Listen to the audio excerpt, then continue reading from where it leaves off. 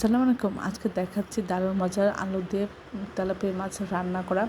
আমরা প্রথমে আদা চামচ লবণ, আদা চামচ হলুদ গুঁড়া, আদা চামচ মরিচ গুঁড়া দিয়ে আমরা মশলা মাখিয়ে আমরা মাছের গায়ে খুব ভালো করে মশলাটা মাখিয়ে দিব।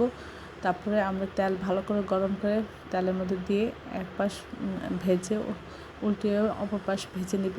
দুই পাশ ভাজা হলে আমরা নামিয়ে রেখে দিব। তারপরে পরিমাণ মতো তেল দিয়ে এর মধ্যে পেঁয়াজ দিব এবং কাঁচামরিচ দিব, দিয়ে ভেজে নিয়ে আমরা এর মধ্যে আদা চামচ রসুন বাটা, আদা চামচ আদা বাটা দিয়ে ভেজে নিয়ে এর মধ্যে পরিমাণ মতো পানি দিয়ে আদা চামচ হলুদ গুঁড়া, 1 চামচ মরিচের গুঁড়া, আদা চামচ ধনিয়া গুঁড়া, আদা চামচ জিরা গুঁড়া, আদা চামচ লবণ সব কিছু দিয়ে আলুটা খুব ভালো করে অনেকক্ষণ ধরে কষিয়ে তারপরে মাছ ঝোল দিয়ে মাছ দিয়ে দিব।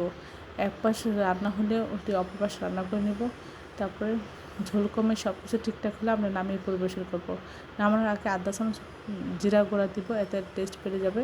সবাই আমার চ্যানেলটি লাইক এবং শেয়ার দেবেন, সাবস্ক্রাইব করবেন, প্রয়োজনকে বেশি বেশি করে শেয়ার দেবেন। আমার চ্যানেলে সব রকম রান্নার রেসিপি রয়েছে, আশা করি। আসসালামু আলাইকুম। আজকে দেখাচ্ছি ছোটো মাছ রান্না, এটাকে টাটকুনি মাছ বলে।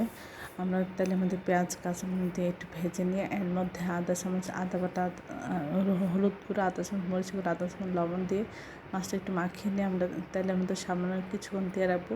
তারপরে একটু নেড়ে ছেড়ে আমরা এর মধ্যে পানি দিয়ে দিব, দিয়ে এর মধ্যে দিয়ে দিব আদা চামচ লবণ, আদা চামচ হলুদ গুঁড়া, 1 চামচ মরিচের গুঁড়া, আদা চামচ ধনিয়া গুঁড়া, আদা চামচ জিরা গুঁড়া, আধা চামচ আদা বাটা, আদা চামচ রসুন বাটা সব কিছু দিয়ে আমরা মাছটা একটু কিছুক্ষণ সময় কষিয়ে নিব। কষানো হয়ে গেলে আমরা এর মধ্যে পরিমাণ মতো ঝোল দিয়ে দিব। এই মাছটা খেতে অসাধারণ লাগে, আশা করি এভাবে আপনারা একবার হলেও ট্রাই করবেন। কষানোর পরে আমরা পরিমাণ মতো ঝোল দিয়ে এটা আমরা রান্না করবো। যখন ঝোলটা কমে আসবে তখন আমরা এর মধ্যে আদা চামচ শুকনো ভাজা জিরা গুঁড়া দিব, এতে এর টেস্ট অনেক বেড়ে যাবে। এবং ঝোলটা কমে গেলে সব কিছু ঠিক থাকলে আমরা নামিয়ে পরিবেশন করবো।